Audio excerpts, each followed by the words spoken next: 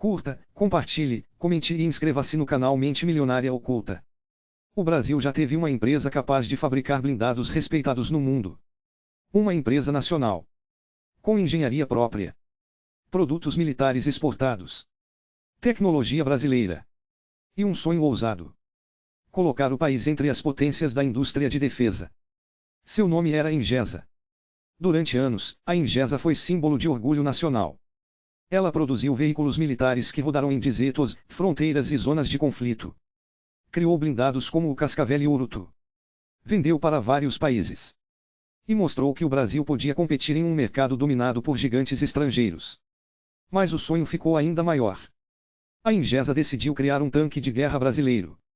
Não um veículo simples. Não uma adaptação qualquer. Um tanque moderno. Competitivo. Capaz de enfrentar os melhores do mundo. Esse tanque se chamava Osório. E ele virou uma lenda. Mas também virou uma aposta perigosa. A mesma empresa que impressionou o mundo com seus blindados acabou quebrando. Dívidas. Contratos que não vieram. Mercado internacional em queda. Apoio insuficiente. E um projeto grande demais para o caixa da companhia. Essa é a história da Ingesa. A empresa brasileira que criou um tanque lendário. Mas não conseguiu sobreviver ao próprio sonho. A Ingesa nasceu em 1958. Foi fundada pelo engenheiro José Luiz Whittaker Ribeiro. No início, não era uma gigante militar. A empresa começou prestando serviços de engenharia e trabalhando com adaptações em veículos. Seu grande diferencial era criar soluções para rodar em terrenos difíceis. O Brasil tinha estradas ruins. Interior vasto. Regiões isoladas. E necessidade de veículos resistentes. A Ingesa percebeu isso. E criou sistemas de tração e suspensão que chamaram atenção. Aos poucos, a empresa se aproximou do setor militar. E encontrou ali uma grande oportunidade. O exército precisava de veículos adaptados à realidade brasileira.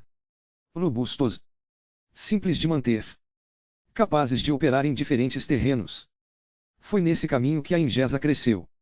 Dois nomes ficaram famosos. Cascavel e Urutu.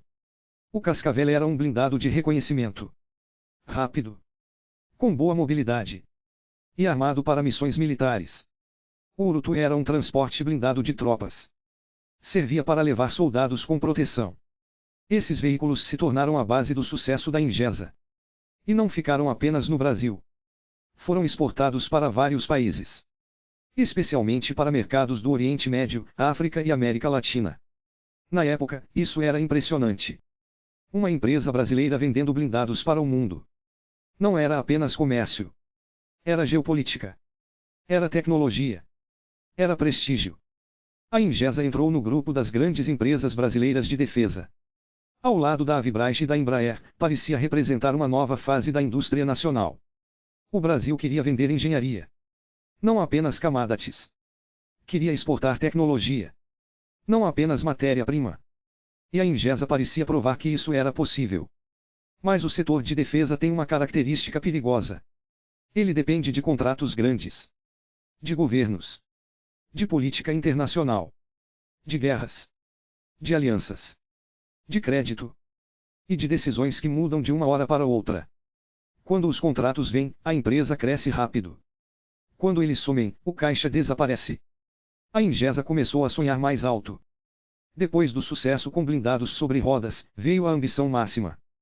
Criar um tanque de batalha principal. Um verdadeiro carro de combate brasileiro. Nasceu o projeto ET-1 Osório. O nome era uma homenagem ao general Osório. E o projeto era ousado. A ideia era desenvolver um tanque moderno, com versões para o exército brasileiro e para exportação. O alvo mais importante era o mercado internacional. Especialmente a Arábia Saudita. Se a venda para os sauditas acontecesse, a Ingesa poderia fechar um contrato gigantesco. Um contrato capaz de transformar a empresa. O Osório foi desenvolvido com tecnologia avançada para os padrões brasileiros. Tinha boa mobilidade. Perfil moderno. Blindagem trabalhada. E versões com canhões diferentes. A versão para exportação usava canhão de 120 mm. A empresa queria competir com máquinas poderosas de países tradicionais na indústria militar. E o mais incrível é que o Osório impressionou. Em testes no exterior, o tanque brasileiro foi levado a sério. Não era piada. Não era propaganda vazia. Era um projeto real. Um produto que mostrava a capacidade da engenharia brasileira. Mas havia um problema.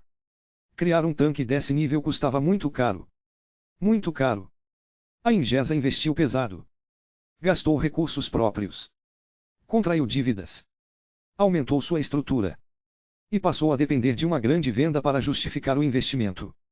Esse é o ponto mais perigoso da história. A empresa apostou o futuro em um contrato. Se o contrato viesse, o Osório poderia salvar a Ingesa.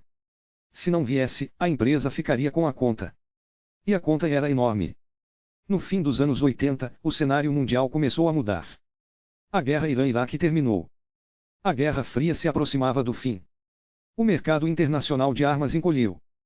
Países que antes compravam muito passaram a rever gastos. E o mundo ficou cheio de equipamentos militares usados, vendidos por grandes potências. A competição ficou ainda mais dura. Ao mesmo tempo, a Ingesa enfrentava dificuldades financeiras. As dívidas cresciam. A empresa precisava de contratos. O apoio do governo brasileiro não era suficiente para sustentar a aposta. E o exército brasileiro não comprou o Osório em escala. Sem uma compra nacional forte, vender para fora ficava mais difícil. Porque um comprador estrangeiro podia perguntar: se esse tanque é tão bom, por que o próprio Brasil não comprou? A grande esperança era a Arábia Saudita. O Osório competiu com tanques famosos. Mas o contrato esperado não veio. Os sauditas acabaram escolhendo o M1 Abrams, dos Estados Unidos. Para a Ingesa, foi um golpe devastador. Não era apenas perder uma venda. Era perder a venda que justificava todo o projeto. Sem o contrato, o Osório virou uma obra-prima sem comprador. Um tanque admirado. Mas sem mercado. Uma máquina poderosa. Mas incapaz de salvar a empresa. A Ingesa entrou em concordata em 1990. A situação se arrastou por alguns anos. Mas o caminho já parecia sem volta. Em 1993, veio a falência. A empresa que tinha colocado o Brasil no mapa da indústria de blindados encerrava suas atividades. O sonho do tanque brasileiro terminava em dívidas, fábricas paradas e conhecimento disperso. A queda da Ingesa foi um golpe simbólico. Não era apenas uma empresa fechando. Era uma parte da indústria nacional sendo perdida. Engenheiros foram embora. Projetos desapareceram. Prototipos ficaram esquecidos. Tecnologia acumulada ao longo de anos se dispersou. E o Brasil perdeu uma oportunidade rara. A oportunidade de manter uma indústria forte de veículos blindados. A história da Ingesa deixa lições duras. A primeira é que tecnologia sem mercado não sustenta a empresa. O Osório podia ser avançado. Podia ser competitivo. Podia impressionar especialistas. Mas se ninguém compra, o produto não gera caixa. A segunda lição é que depender de poucos contratos é perigoso. Especialmente em defesa. Um governo muda de ideia. Uma guerra termina. Um aliado poderoso influencia a decisão. E toda a estratégia pode desabar. A terceira lição é que inovação exige capital paciente. Projetos complexos precisam de tempo. Mas empresas endividadas não têm tempo. Precisam pagar fornecedores, funcionários, bancos, governo. E quando a venda demora, a dívida vence antes do sonho. A quarta lição é sobre soberania. Países que querem indústria de defesa precisam decidir se vão apoiar seus projetos de forma consistente. Não basta celebrar quando dá certo. É preciso criar demanda, financiar pesquisa e proteger conhecimento estratégico. A Ingesa talvez tenha errado ao apostar alto demais. Mas o país também perdeu ao deixar aquele conhecimento desaparecer. Hoje, o Osório é lembrado como lenda.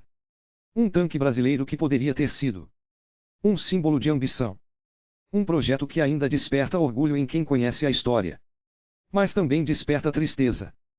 Porque ele representa uma pergunta que nunca morreu. E se tivesse dado certo? E se a venda tivesse acontecido? E se o Brasil tivesse comprado? E se a Ingesa tivesse sobrevivido? Talvez nunca saibamos. Mas sabemos uma coisa. A Ingesa provou que o Brasil podia criar tecnologia militar avançada. E também provou que criar não basta.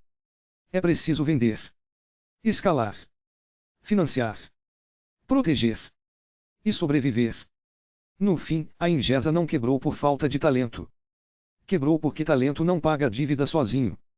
A empresa que criou blindados respeitados e um tanque lendário foi derrotada por uma combinação cruel. Ambição alta. Mercado em queda. Dívidas pesadas. Contratos perdidos. E apoio insuficiente. A Ingesa quis colocar o Brasil entre os grandes. Por um momento, pareceu possível. Mas o sonho ficou caro demais.